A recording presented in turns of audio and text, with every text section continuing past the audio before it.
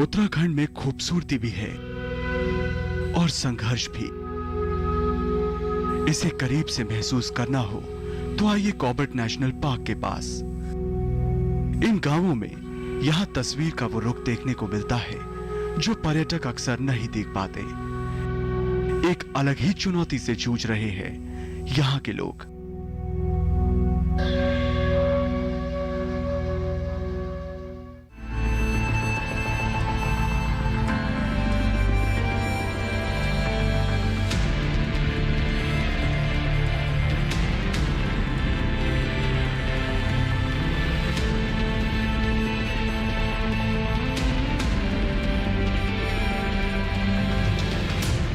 उत्तराखंड में है विश्व प्रसिद्ध Jim Corbett national park. One प्रेमियों को इस जगह से खास लगाव है और हो भी क्यों ना, हरी भरी घाटियां, आसमान छूते ये पेड़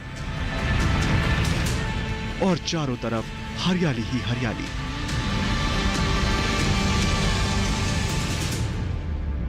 और इन सब के बीच बाघ, और इन सब के बीच बाघ।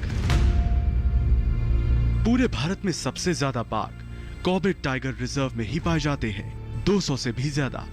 लेकिन मुश्किल यह है कि यही बाघ आज उत्तराखंड के गांव के लिए परेशानी का सबसे बड़ा सबब बने हुए हैं। कॉर्बेट टाइगर रिजर्व के बगल में दर्जनों गांव बसे हुए हैं, जैसे कि भारत के दूसरे हिस्सों में। पर दिक्कत यह है कि बहुत से ये गांव कॉर्बेट के जंगलों की सीमा से सटे हुए हैं। इनमें से एक सुंदर खाल तो बिल्कुल बाघों के कॉरिडोर में ही बसा है।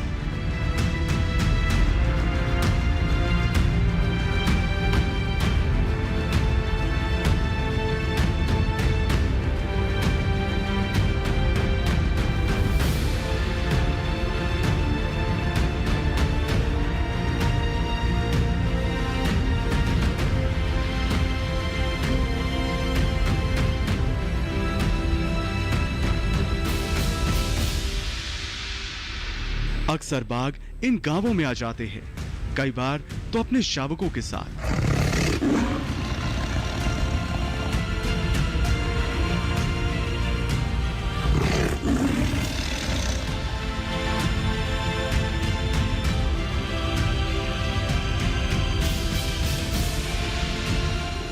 जाहिर है कि ऐसे में किसानों के साथ इनके टकराव का खतरा हर समय बना रहता है।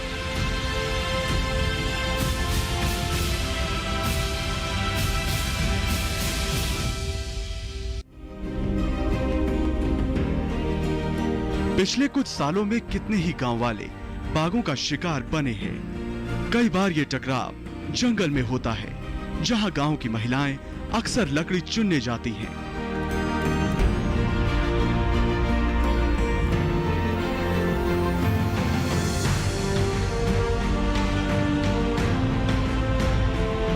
या फिर बाघ खेतों में ही आक्रामक हो जाते हैं।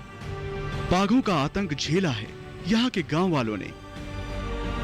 गवाह है ये फहरिस्त उन गांव वालों की जिन्हें बाघों ने मौत के घाट उतार दिया। फरवरी 2009 भगवती देवी, फरवरी 2010 कांति देवी, नवंबर 2010 नंदी देवी, नवंबर 2010 कल्पना मेहरा, नवंबर 2010 रेवती देवी, जनवरी 2011 शांति देवी, जनवरी 2011 पूरन चंद, मार्च 2014 कृपाल, अक्टूबर 2015 देवकी देवी। पीरू मदारा गांव की गीता पटवाल उन चंद खुशनसीब लोगों में से है जो बाघ के हमले से बच गए। ये वाकया कुछ महीने पहले ही हुआ और दूसरे दिनों की तरह ऐसे ही गन्ने के खेतों में गीता काम कर रही थी जब बाघ ने उन्हें आ दबोचा। सिहर उठती है गीता उस घटना को याद करके। बाघ के हमले के निशान आज भी गीता के जिस्म पर मौजूद हैं। सर जैसे हमने वहाँ धान काटे थे, धान के खेत था सर, जैसे खेत है ये, उधर गन्ना था किनारे पे। तो दिन हमने 2 बजे तक धानों में काम किया था, मतलब पराल काटा, उसके बाद उसे झाड़ा। फिर शाम को थोड़ा रह गया था, तो मेरे साथ एक मुन्नी थी वो, तो हमने कहा शाम को थोड़ा घास भी काट लेंगे, किनारे पे डॉल थी वो, किनारे पे गए हम और धान पराली फैलेंगे। थोड़ा हमने पहले बैठे वहाँ अमरूद खाया एक, और उसके बाद जैसे ही हम डॉल किनारे गए वैसे ही आया, एकदम आया मेरे ऊपर और मैं डर गई, मैंने गिद्दड़ आया क्या आया। जब मैंने उसको देखा आते हुए तो सर लंबी लंबी धारी वाला बाघ था, जिसे लंबी लंबी काली काली धारी रहती हैं, बाघ था सर। तो जब देखा तो एकदम आया। उसके बाद एक लेडीज़ खड़ी थी जिसका मकान था, जिसे धान वो करने गए थे, वो छत पे खड़ी थी। थोड़ा उसने भी हल्ला किया, थोड़ा साथ वाली ने भी हल्ला किया और वो एकदम तुरंत इस तरह और एकदम गया। और मेरा हाथ इस तरह हो गया, मैंने कहा पता नहीं क्या है मेरे ऊपर ये, और जब देखा तो बाघ। हाँ तब एकदम गिर गई, फिर उसके बाद एकदम खड़ी हुई मैं, फिर वहाँ से दौड़ लगाई मैंने, फिर यहाँ खूब बहुत सारा खून निकल रहा था।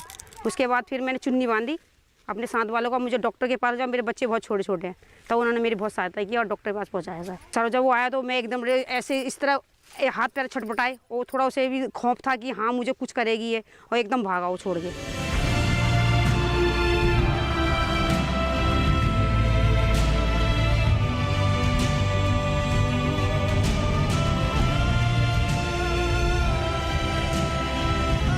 सर बच्चे भी बहुत छोटे थे, मैंने कहा बच्चों को कौन देखेगा बाद में, फिर चुन्नी से फटक से बांधे और साथ वालों का मुझे ले चलो। और यह कि स्कूटी जो मकान मालिकिन थी, धान थे ना जिसके, उन्होंने स्कूटी चलाई और पीछे से बैठ के गई, मैं चुन्नी लपेट रखी थी गले। उसके बाद हस्बैंड पहुंच गए थे, ऑटो लेके, उसके बाद रामनगर ले गए, वहाँ ट्रीटमेंट, फिर 9 दिन के बाद आए वहाँ सर हम। कॉर्बेट पार्क से सटा शायद ही कोई ऐसा गांव होगा जहां लोगों का बाघ से सामना न हुआ हो।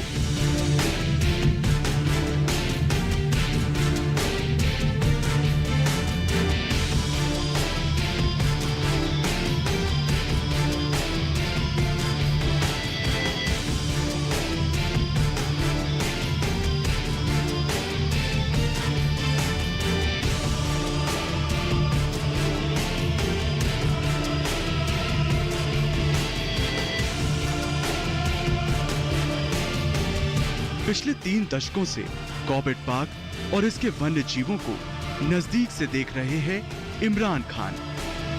इस इलाके के जाने माने वन्य जीव विशेषज्ञ है ये। जैसा कि वो बताते हैं कि देखिए, मानव वन्य जीव संघर्ष जो है वो उसके 3 मेजर पहलू हैं। एक तो टाइगर का बाहर निकलना और बाहर निकलने के बाद लाइव स्टॉक को मारना या किसी मनुष्य को मारना। एक लेपर्ड का बाहर निकलना और किसी मनुष्य को मारना या बकरी या किसी गाय भैंस को मारना। और तीसरा जो एंगल है मैन एनिमल कॉन्फ्लिक्ट का, वो है क्रॉप रेडिंग। जो किसानों की फसलें हैं उनमें हर्बीवोर्स का जाना, चाहे वो हाथी हो, चाहे वो सांबर हो, चाहे जंगली सुअर हो।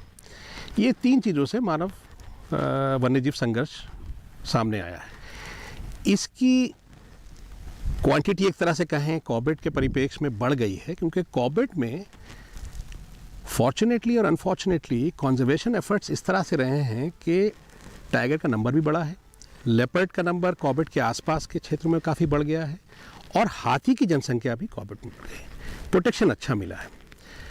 कॉर्बेट से लगे हुए जो फॉरेस्ट हैं, जिनको हम लैंडस्केप फॉरेस्ट कहते हैं, वहाँ पर मूवमेंट है ज़रूर, लेकिन कई जगह बाधित है। और इस केस में एनिमल अपना बायोलॉजिकल फंक्शन प्ले करते करते जब किसी दूसरे फॉरेस्ट में जाता है और वहाँ पर वो ह्यूमन कॉन्फ्लिक्ट में आ जाता है। एक बार टाइगर अगर जंगल से बाहर चला गया तो वापस नहीं आता है, फिर वो कोई ना कोई कॉन्फ्लिक्टिंग सिचुएशन पैदा करके या तो उसको ट्रैंकुलाइज किया जाता है या उसको मार दिया जाता है। और ये पिछले कई सालों में इस तरह के 3-4 केसेस हमारे सामने हो चुके हैं।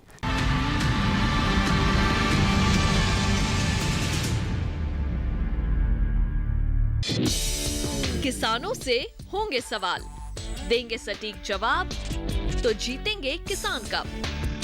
किसानों का खुला मंच, नजर रहेगी कृषि वैज्ञानिकों की। देखिए किसान प्रश्न मंच, गुरुवार रात 10 बजे।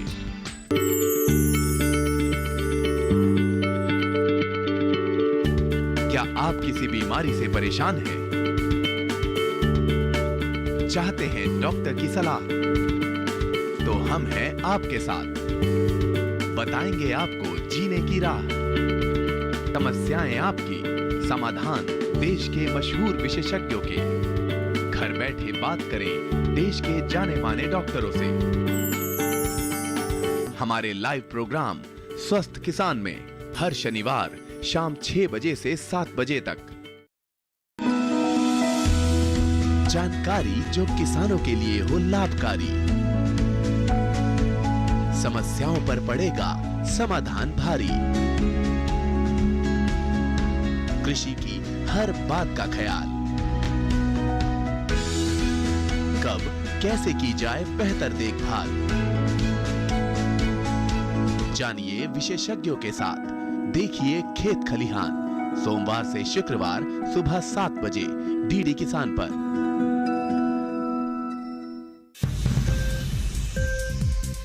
उपज के भाव ताव,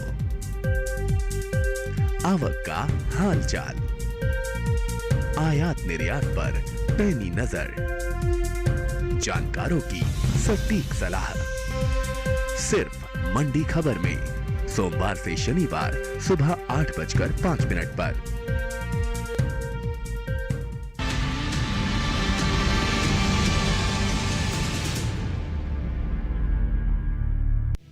पर्यटन जंगल के लिए अच्छा है या बुरा, किस तरह का असर छोड़ते हैं ये सैलानी जंगल की आबोहवा और इसके प्राणियों पर।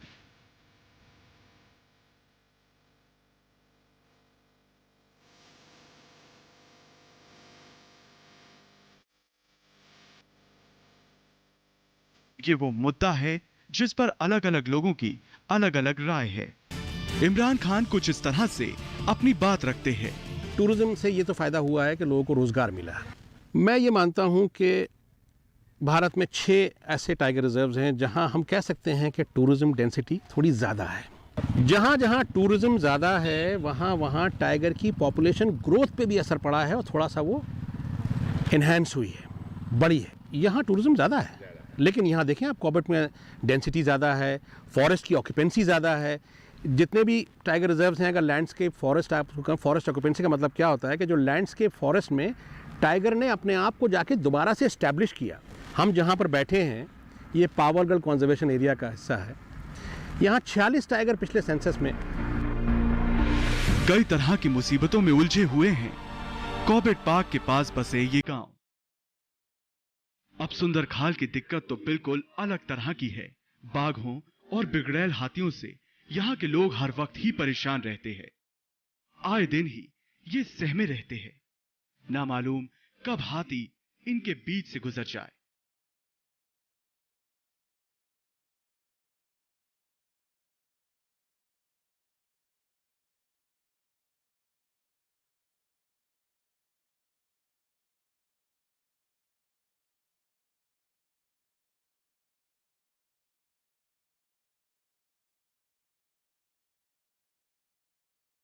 सुंदर खाल के पास ही बहती है ये कोसी नदी।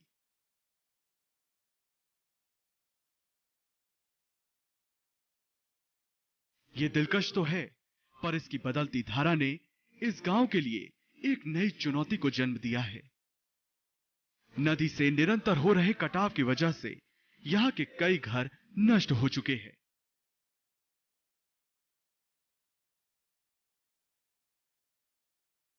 और इसको लेकर गांव वालों में खासी नाराजगी है। और पिछले से आप ज़्यादा अंधकार में है, क्योंकि पिछले बार ऐसा था कि हमारे बुजुर्गों ने यहाँ पर धान की खेतियाँ की हैं, गेहूं की खेतियाँ की हैं, चारों तरफ घेरबाड़ अच्छी हुआ करती थी। टाइगर का इतना मूवमेंट नहीं था, बहुत दूर दूर टाइगर, क्योंकि इनका जो क्षेत्र है वो क्षेत्र यहाँ से 10 किलोमीटर दूर था पहले। जब इसने, जी सर, जब इसने अपना क्षेत्रफल बढ़ाया तो सड़क के किनारे आ गया। अब सड़क के किनारे आ गया तो इसने हमारे को तंग करा। यहाँ पर जंतु के द्वारा जो है हमारे यहाँ पर सारा भ्रष्ट हो चुका है। यहाँ रहने का बस यही है, बस स्थिति भाई खाली रहना है, खाली। और बता रहे हो आप जैसे टाइगर का और हाथी। टाइगर आता रहता है, हाथी भी। तो उससे तो काफी डर रहता होगा गांव में लोगों को, है? उससे काफी डर रहता होगा। हाँ, डर वो तो साहब ऐसा है ना, अब वो जंगल का शेर है। हाँ। भाई जंगल के शेर से हर आदमी डरेगा। हाँ। है तो इतना है कि हम इतना नहीं डरते हैं। इतना क्यों नहीं डरते हैं, हमें शाम सुबह का मालूम है ना कि कब आएगा, मतलब ये आ रहा है करके। एक तो उसकी पैर की आवाज़ आती है शेर की, मतलब कट कट कट करके खुशबू आती है। अच्छा। हाथी जो है चुपचाप नहीं जाएगा, वो कोई न कोई चीज़ तोड़ते जाएगा। अच्छा, उसे ये मालूम होता है। देश भर में वन्य जीव पर्यटन की सूरत तेजी से बदल रही है। कॉर्बेट पार्क भी इससे अछूता नहीं है।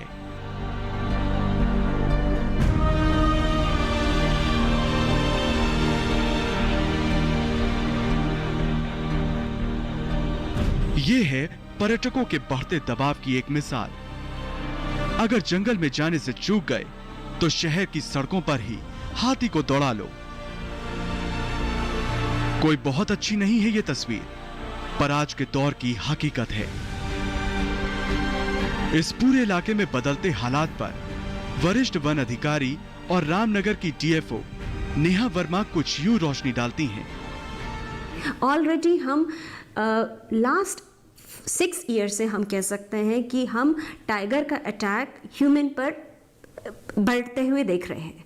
टाइगर पहले हमारा स्टाफ जंगलों में घूमता था, बेफिक्र होकर घूमता था, टाइगर नहीं अटैक करता था। हाथी से भले ही डर था स्टाफ को, टाइगर से बहुत कम था। पर अब धीरे धीरे ये टाइगर हमारे स्टाफ पे भी अटैक कर रहा है। टाइगर का एग्रेशन बढ़ रहा है एंड परहैप्स वो इसलिए क्योंकि ह्यूमन का टाइगर के हैबिटेट में इंटरफेरेंस बढ़ रहा है। Tiger is getting more and more in contact with human being. वो ज़्यादा से ज़्यादा ह्यूमन बींग के टच में आ रहा है, तो वो अपनी एक तो शाइनेस खो रहा है एंड वो कहीं ना कहीं से एग्रेसिव हो रहा है। जो ये वारदातें बढ़ रही हैं, जो टाइगर का एग्रेशन बढ़ रहा है, ये इसके लिए बहुत हद तक इको टूरिज्म भी रिस्पॉन्सिबल है, टाइगर टूरिज्म भी रिस्पॉन्सिबल है। क्योंकि जिस तेज़ी से रिजॉर्ट्स बढ़ रहे हैं इस एरिया में, वो पहले से वो बहुत तेज़ी से बढ़ रहे हैं और उस वजह से प्रेशर बहुत बढ़ गया है। टूरिज्म का प्रेशर बहुत बढ़ गया, ना केवल कॉर्बेट के अंदर, जो रामनगर का डिवीज़न है, जो पेरीफेरी में आता है, वो एक्सेसिव स्पिल ओवर टूरिस्ट की डिमांड को मीट करता है। सुंदर खाल और दूसरे ऐसे गांव की समस्याएं खत्म होने का नाम ही नहीं ले रही। इन मुद्दों पर हमने बात की कॉर्बेट पार्क के साथ लगे रामनगर शहर के ही रहने वाले करण बिष्ट से।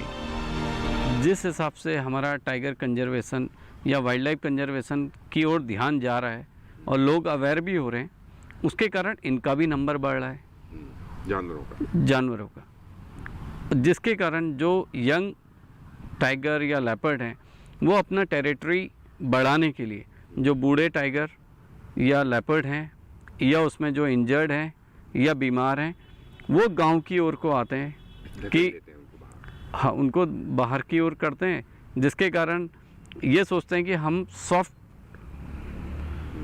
शिकार को अपना टारगेट करें, जैसे कि डॉग्स हैं, हमारी कैटल्स हैं। बूढ़े और इंजर्ड हैं, ये सॉफ्ट टारगेट ढूंढते हैं। हाँ, ये अपने लिए सॉफ्ट टारगेट ढूंढते हैं। जैसे अभी हालों में ही यहाँ पे एक टाइगर ने 2 लोगों को मार दिया था और 3 लोग घायल हो गए थे उसमें। और उसमें जब उस टाइगर को डिपार्टमेंट द्वारा उसको मारा गया तो उसमें देखा कि उसके नेल ही नहीं है, तो जिसके कारण ये अपना सॉफ्ट टारगेट ढूंढते हैं। नेल नहीं है, वो शिकार करने के काबिल भी नहीं, कि वो जंगली शिकार करने के काबिल नहीं था, तो वो डॉग्स वगैरह पे हमला कर रहा था। या जैसे औरतें घास काटने जा रही थी या चारा काटने जा रही थी, तो उनकी जो पोजीशन थी वो 4 लेग एनिमल के जैसे हो गई थी। उसको लगा कि कोई जानवर, तो उसको लगा वो कोई जानवर है, तो जिसके कारण ये टाइगर या लेपर्ड इन हमारे साउदर्न जोन में ज़्यादा अटैक कर रहे हैं।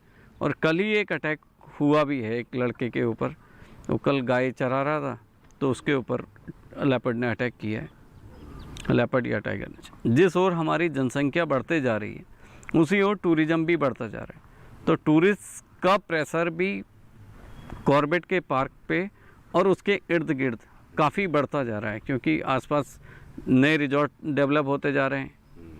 और जितना ये बढ़ता जाएगा तो बहुत सारी जाति प्रजाति विलुप्त की कगार पे भी जा रही हैं।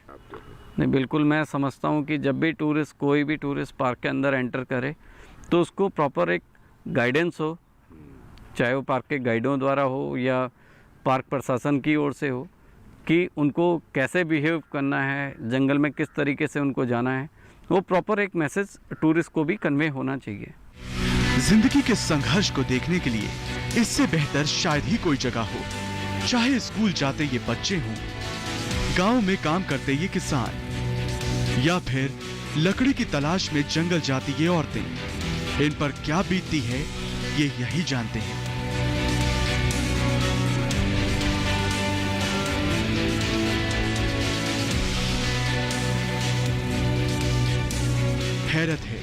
चुनौतियों से हारे नहीं हैं ये। आज भी हंस कर मुकाबला कर रहे हैं हर आने वाली मुसीबत का।